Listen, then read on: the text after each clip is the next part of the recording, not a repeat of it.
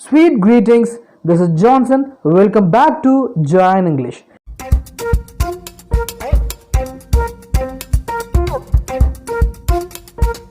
இந்த கிளாஸில் இப்போ நம்ம ஒரு இன்ட்ரெஸ்டிங்கான டாபிக் தான் பார்க்க போகிறோம். வேறு ஒன்றும் இல்லை, idioms. இந்த idioம்ஸில் அப்படி என்ன ஒரு இன்ட்ரெஸ்டிங் அப்படின்னு கேட்டிங்க அப்படின்னா, cloud அப்படிங்கிற ஒரு வார்த்தையை வச்சு உருவாகக்கூடிய 5 idioms பற்றி நம்ம இந்த கிளாஸில் பார்க்க போகிறோம். அதில் முதலாவதாக பார்க்க போகிற வார்த்தை ஆன் cloud 9. இது யாருக்கெல்லாம் முக்கியமாக தேவைப்படுது அப்படின்னு பார்த்தீங்கன்னா, நாம் பேசக்கூடிய இங்கிலீஷை இன்னும் அட்ராக்டிவாக பேச நினைக்கக்கூடிய ஒவ்வொருத்தருக்கும், அது மட்டும் இல்லாமல் காம்படிட்டிவ் எக்ஸாம்ஸ் எழுதக்கூடிய அனைத்து வகையான மாணவர்களுக்கும் இது அதிகமாக தேவைப்படக்கூடிய மிகவும் முக்கியமான இன்ட்ரெஸ்டிங்கான ஒன்று. சரி வாங்க, நம்ம முதல்ல இந்த ஆன் cloud 9 அப்படிங்கிற வார்த்தைக்கு என்ன பொருள் அப்படின்னு பார்த்துருவோம். இதுக்கு என்ன பொருள் அப்படின்னா, எக்ஸ்ட்ரீம்லி ஹாப்பி அண்ட் எக்ஸைட்டட். அதாவது அளவுக்கு அதிகமாக சந்தோஷம் வரும்பொழுது இந்த வார்த்தையை பயன்படுத்தி ஒரு சென்டென்ஸை உருவாக்கலாம். எந்த மாதிரி நம்ம ஒரு சென்டென்ஸை உருவாக்கலாம் அப்படின்னு ஒரு எக்ஸாம்பிளோட பாருங்கள். 9th to 11th standard students are on cloud 9 since the Tamil Nadu government announced there is no public exam for 9th to 11th standard students. இதுக்கு தமிழில் என்ன பொருள் தருது அப்படின்னா, 9 முதல் 11ஆம் வகுப்பு மாணவர்களுக்கு பொதுத் தேர்வு இல்லை என்று தமிழ்நாடு அரசு அறிவிக்கப்பட்டதிலிருந்து அந்த மாணவர்கள் மிகுந்த மகிழ்ச்சியில் உள்ளனர் அப்படிங்கிறது தான் இந்த சென்டென்ஸுக்கு பொருள் தருது. இங்கே ஆன் cloud 9 அப்படின்னு இந்த வார்த்தை, அதாவது இந்த இடியம்க்கு என்ன பொருள் தருதுன்னா, மிகுந்த மகிழ்ச்சியில் இருக்கின்றனர் அப்படிங்கிற ஒரு பொருளை விளக்குறதுக்காக இந்த இடியம்ஸை இங்கே யூஸ் பண்ணியிருக்காங்க. சரி, இதுக்கு இன்னொரு எக்ஸாம்பிள் கூட பார்த்துடலாம். I was on cloud 9 after receiving the news of my promotion. நான் என்னுடைய பதவி உயர்வு செய்தியை பெற்ற பிறகு நான் மிகுந்த மகிழ்ச்சியில் இருந்தேன் அப்படிங்கிற ஒரு பொருளை விளக்கக்கூடியது தான் இந்த சென்டென்ஸ். இங்கேயும் அந்த ஆன் cloud 9 அப்படிங்கிற இடியம் ஒரு மகிழ்ச்சியை வெளிப்படுத்தக்கூடிய இடியமாக இங்கே வெளிப்படுது. இந்த வார்த்தையை, அதாவது இந்த ஆன் cloud 9 அப்படிங்கிற இடியமை இந்த மாதிரி பொருள் தரக்கூடிய இடங்களில் நீங்களும் பயன்படுத்தி ஒரு சென்டென்ஸை உருவாக்கலாம். கொஞ்சம் கிராமட்டிக்கலாக அழகாக பேசலாம். அடுத்து நம்ம பார்க்க போகிற idiom under a cloud. Under a cloud இதுக்கு என்ன பொருள் அப்படின்னா, under suspicion or in trouble. அதாவது சந்தேகத்தின் அடிப்படையில் இருக்கிறது இல்லையா, ஒரு குழப்பத்தில் ஒரு பிரச்சனையில் இருக்கக்கூடிய சில விஷயங்களுக்காக இந்த இடியம் அண்டர் எ cloud பயன்படுத்தலாம். எப்படி அப்படின்னு ஒரு எக்ஸாம்பிளோட, the new movie's story has been leaked and many in my team including the hero are under a cloud. இங்கே இந்த சென்டென்ஸுக்கு பொருளை, புதிய திரைப்படத்தின் கதை கசிந்துள்ளது, மேலும் எனது அணியில் ஹீரோ உட்பட பலர் சந்தேகத்தின் அடிப்படையில் உள்ளனர் அப்படிங்கிறதா இந்த சென்டென்ஸுக்கு பொருள். இந்த சென்டென்ஸில் அண்டர் எ cloud அப்படிங்கிற இந்த இடியம்க்கு என்ன பொருள் அப்படின்னா, சந்தேகத்தின் கீழ், அதாவது யார் வேணாலும் செய்திருக்கலாம் அப்படிங்கிற ஒரு சந்தேகத்தின் அடிப்படையில் அனைவரும் உள்ளனர் அப்படிங்கிற ஒரு பொருளை இந்த அண்டர் எ cloud அப்படிங்கிற இடியம் விளக்குது. இதுக்கு இன்னொரு எக்ஸாம்பிள் கூட பாருங்கள், ரொம்பவுமே தெளிவாக புரியறதுக்காக.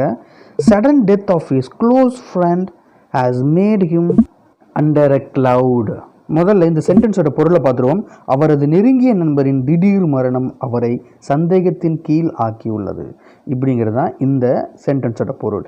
இருந்தாலும் இங்கேயும் நாம் பயன்படுத்தியிருக்கிற அண்டர் எ cloud அப்படிங்கிற இடியம்க்கு என்ன பொருள் அப்படின்னா, ஒரு சந்தேகத்தின் கீழ்.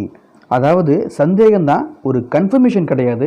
எங்கே நமக்கு ஒரு சந்தேகமான ஒரு சூழ்நிலை உருவாகுதோ அங்கே நீங்கள் இந்த அண்டர் எ cloudங்கிற இடியமை பயன்படுத்தி நீங்கள் ஒரு சென்டென்ஸை உருவாக்கி மற்றவங்ககிட்ட நீங்கள் பேசலாம்.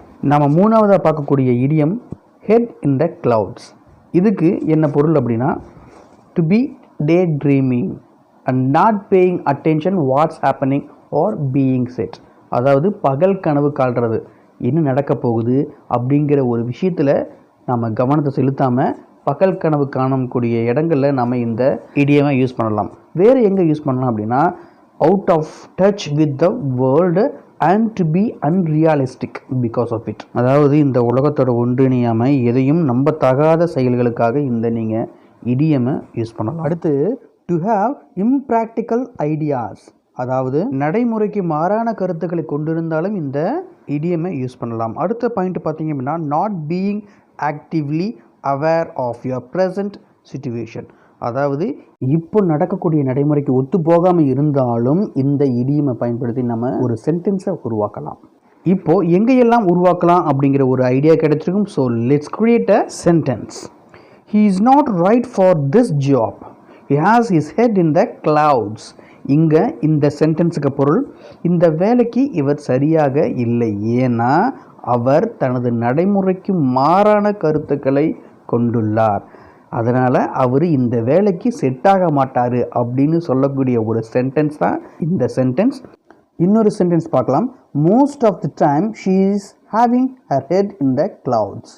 இதுக்கு என்ன பொருள்? பெரும்பாலும் அவள் பகல் கனவு காண்கிறவள் அப்படிங்கிறதான் இந்த சென்டென்ஸுக்கு பொருள்.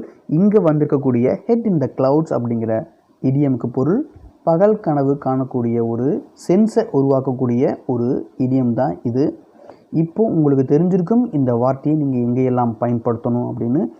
அடுத்து நாலாவதாக பார்க்கக்கூடிய இடியம் என்னென்னா டு கிளவுட் த இஷ்யூ. இதுக்கு என்ன பொருள் அப்படின்னா to distract people from the current topic by introducing irrelevant or misleading information. அதாவது முக்கியமான ஒரு டாப்பிக்கை பற்றி பேசிக்கிட்டு இருக்கும் பொழுது சம்மந்தமே இல்லாமல் தேவையில்லாத ஒரு விஷயத்தை பற்றி பேசி நம்மளை திசை திருப்பக்கூடிய வார்த்தையாக இந்த இடியமை நம்ம யூஸ் பண்ணலாம். Don't cloud the issue with talk about your past achievements. உங்கள் கடந்த கால சாதனைகளை பற்றி பேச்சுடன் பொருத்தமற்ற தலைப்பை அறிமுகப்படுத்த வேண்டாம். இங்கே டோன்ட் கிளவுட் த இஷ்யூ அப்படிங்கிற இந்த இடியமுக்கு என்ன பொருள் அப்படின்னா சம்பந்தம் இல்லாத ஒரு விஷயத்தை நீங்கள் அறிமுகப்படுத்த வேண்டாம் அப்படிங்கிற ஒரு பொருளை விளக்கக்கூடிய இடியமாக இங்கே இருக்குது. இதுக்கு இன்னொரு example is muddled explanation only served to cloud the issue further for his students. அதாவது அவரது குழப்பமான விளக்கம் அவரது மாணவர்களுக்கு ஒரு பொருத்தமற்ற தலைப்பை மேலும் திசை திருப்ப மட்டுமே உதவியது அப்படின்னு அவங்கள இன்னும் குழப்பமடைய வைக்குது. ஏற்கனவே அது குழப்பக்கூடிய ஒரு எக்ஸ்பிளனேஷனாக இருக்கும்போது அதை இன்னும் பொருத்தமற்ற தலைப்பில் பயன்படுத்தும் பொழுது அவர்களை திசை திருப்ப மட்டுமே உதவியது. இப்போ தெரிஞ்சிருக்கும் டு கிளவுட் த இஷ்யூ அப்படிங்கிற இந்த இடியம் நம்மளை திசை திருப்புவதற்காக தேவையில்லாத விஷயங்களை பேசி திசை திருப்ப மட்டுமே இதை பயன்படுத்த முடியும் அப்படின்னு இப்போ உங்களுக்கு தெரிஞ்சிருக்கும்.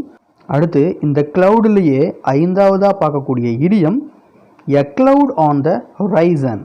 இதுக்கு மீனிங் பார்த்தீங்க அப்படின்னா a sign of something bad is going to happen in the near future.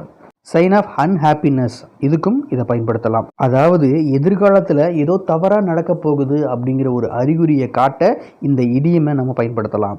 அது மட்டும் இல்லை, ஒரு சந்தோஷம் இல்லாத ஒரு இடத்துலையும் இந்த இடியமை யூஸ் பண்ணலாம். இப்போது இதுக்கு ஒரு எக்ஸாம்பிள்.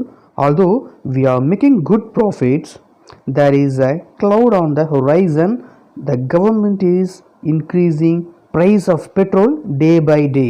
இதுக்கு தமிழில் நாங்கள் நல்ல லாபம் ஈட்டினாலும் இந்த அரசாங்கம் நாளுக்கு நாள் பெட்ரோலின் விலையை அதிகரித்து வருவது எதிர்காலத்தில் இது தவறாக நடக்கப் போகிறது என்ற அறிகுறியை உருவாக்குகிறது அப்படிங்கிற ஒரு சென்ஸை, ஒரு மீனிங்கை இந்த சென்டென்ஸ் தருது. இங்கே இந்த எ கிளவுட் ஆன் த ஹொரைசன் அப்படிங்கிற இந்த இடியம் ஏதோ தவறாக ஒரு செயல் நடக்கப் போகிறது அப்படிங்கிற ஒரு மீனிங்கை தருது. இப்போ உங்களுக்கு தெரிஞ்சிருக்கும் கிளவுடில் இருந்து உருவாகக்கூடிய 5 இடியம்ஸும் அதனுடைய பொருட்களும் இதை எங்கே பயன்படுத்தணுங்கிற எல்லா விஷயங்களும் இப்போ தெரிஞ்சிருப்பீங்க. உங்களுக்கு இதில் ஏதாவது சந்தேகம் இருந்தால் மறக்காமல் கமெண்ட் பண்ணுங்கள். கண்டிப்பாக உங்களுடைய ஒவ்வொருத்தருடைய கமெண்ட்டுக்கும் நான் பதிலளிக்கிறேன். நீங்கள் தெரிஞ்சு வச்சுக்கிறதோட மட்டும் இல்லாமல் இதை பயன்படுத்துங்க. உங்களுடைய ஆங்கிலம் இன்னும் அழகாகும். இந்த வீடியோ உங்களுக்கு பிடிச்சிருந்தா லைக் பண்ணுங்கள், உங்கள் நண்பர்களுக்கும் ஷேர் பண்ணுங்கள். அதோடு மட்டும் இல்லாமல் சப்ஸ்கிரைபும் பண்ணுங்கள். நாம் அடுத்த கிளாஸில் இன்னும் சிறப்பாக சந்திப்போம்.